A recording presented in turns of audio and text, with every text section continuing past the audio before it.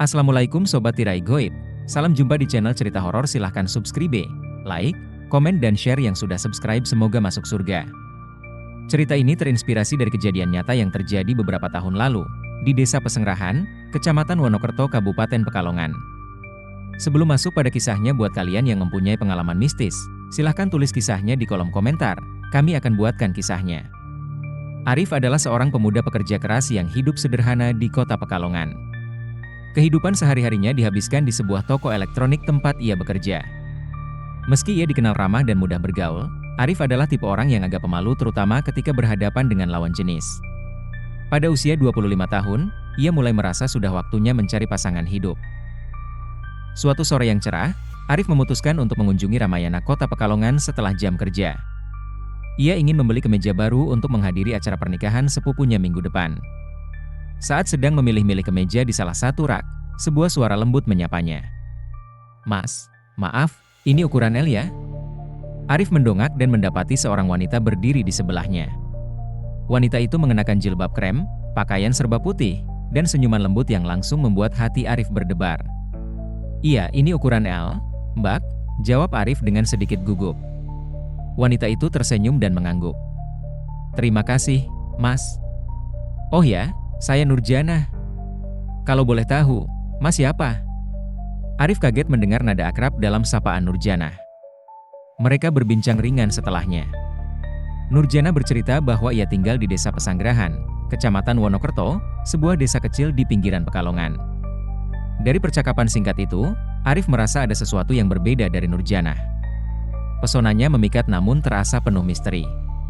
Sebelum mereka berpisah, Nurjana memberikan nomor teleponnya. "Kalau Mas Arif mau ngobrol lagi, jangan sungkan menghubungi saya, ya," ujar wanita itu sebelum melangkah pergi. Arif hanya bisa mengangguk. Pesona wanita itu membuat Arif merasa dirinya seperti remaja yang baru pertama kali jatuh cinta. Mata Arif pun tak berkedip menatap wanita cantik itu sampai menghilang dari pandangannya. Hari-hari berikutnya, Arif dan Nurjana semakin sering berkomunikasi. Awalnya hanya melalui pesan singkat, namun lama-lama mereka mulai berbicara lewat telepon. Setiap kali mendengar suara Nurjana, hati Arif selalu terasa damai. Suara lembut wanita itu seperti musik yang menenangkan. "Mas Arif, kapan-kapan main ke rumahku, ya? Desa Pesanggerahan gak jauh kok dari kota," ajak Nurjana suatu malam. Arif, yang mulai merasa hubungan mereka semakin dekat, menyetujui ajakan itu. Nurjana memberi arahan tentang rute menuju desanya, menekankan bahwa ia akan menunggu di depan jalan masuk desa untuk memastikan Arif tidak tersesat. Hari Minggu malam, seusai main futsal bersama teman-temannya, Arif berangkat dengan motor menuju Desa Pesanggerahan. Awal perjalanan yang melewati jalan pantura semua terlihat wajar, namun setelah jalan masuk menuju ke arah utara, Arif merasa sepanjang perjalanan, ia merasa ada sesuatu yang janggal. Jalanan menuju desa itu terasa sepi dan sunyi. Rumah-rumah yang ia lewati tampak tua, bahkan beberapa di antaranya seperti tidak berpenghuni. Ketika ia tiba di depan jalan masuk desa, Nurjana sudah berdiri di sana, melambaikan tangan dengan senyuman manis. "Akhirnya sampai juga, Mas. Ayo, ikut aku ke rumah," katanya. Nurjana memandu Arif melewati jalan kecil yang dikelilingi pohon-pohon besar. Setelah berjalan cukup jauh, mereka sampai di sebuah rumah sederhana berdinding kayu. Rumah itu tampak bersih, namun suasananya terasa aneh. Di dalam rumah, Nurjana memperkenalkan Arif kepada keluarganya, ayah dan ibunya. Keduanya menyambut dengan ramah, namun pandangan mereka terasa dingin dan tajam. Arif merasa sedikit tidak nyaman, tapi ia mencoba mengabaikan perasaan itu. Setelah kunjungan pertama itu, Arif mulai rutin bertemu Nurjana, baik di kota maupun di desanya. Namun, setiap kali pulang dari Desa Pesanggerahan, Arif selalu merasa tubuhnya sangat lelah, seolah-olah ada energi yang terkuras.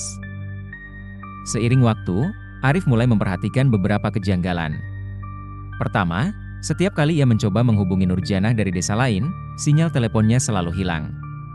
Kedua, ia mendapati bahwa jalan menuju Desa Pesanggerahan selalu terasa berbeda setiap kali ia melewatinya.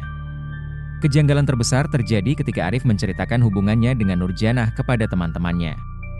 Salah satu temannya, Dimas, yang tinggal di Wonokerto, tampak bingung. "Pesanggerahan setahuku memang ada desa itu di Wonokerto. Aku sering main ke daerah sana, tapi tempat yang kamu sebutkan tadi rasanya asing buatku, karena setahuku tidak ada perkampungan atau rumah di tempat itu." Hanya ada lahan kosong dan sebuah makam yang cukup tua dan katanya angker, ujar Dimas. Karena dibutakan oleh rasa cintanya, Arif menganggap Dimas mungkin salah informasi. Namun, kata-kata itu terus terngiang di pikirannya. Setelah beberapa bulan menjalin hubungan, Arif merasa yakin untuk melamar Nurjanah. Ia mengajak kedua orang tuanya dan beberapa anggota keluarga untuk ikut ke desa Pesanggerahan. Hari lamaran itu tiba, dan mereka berangkat bersama dalam iring-iringan mobil. Ketika mereka tiba di desa, suasananya terasa lebih sunyi dari biasanya. Tidak ada satupun warga yang terlihat di jalan. Rumah Nurjanah berdiri di tempat yang sama, namun kali ini tampak lebih tua dan kusam. Prosesi lamaran berlangsung dengan cepat. Ayah Nurjanah menerima lamaran Arif dengan senyuman tipis. Namun, ketika malam mulai larut dan mereka bersiap untuk pulang, sesuatu yang mengerikan terjadi. Begitu mereka keluar dari rumah Nurjanah, pemandangan di sekitar berubah total. Rumah itu menghilang, digantikan oleh kuburan tua yang penuh nisan berlumut. Keluarga Arif terpaku di tempat, merasa seperti terjebak dalam mimpi buruk. Tiba-tiba, dari balik salah satu nisan besar, muncul sosok Nurjanah. Namun, wajahnya kini berubah. Kulitnya pucat seperti mayat, matanya memancarkan cahaya merah, dan senyumnya menyeramkan.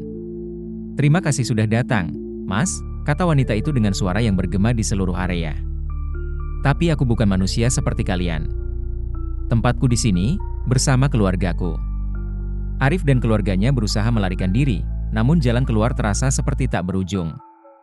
Akhirnya, mereka hanya bisa duduk bersama, berdoa dengan air mata bercucuran.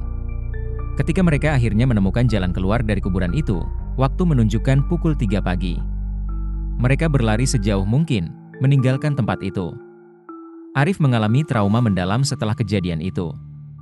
Hingga kini, ia tidak pernah lagi melewati jalan menuju Pesanggerahan. Dan setiap kali mendengar nama Nurjanah, tubuhnya selalu gemetar ketakutan. Kisah ini menjadi pengingat bahwa tidak semua yang terlihat sempurna adalah nyata. Terima kasih Sobat Tirai Goib yang sudah subscribe, semoga masuk surga.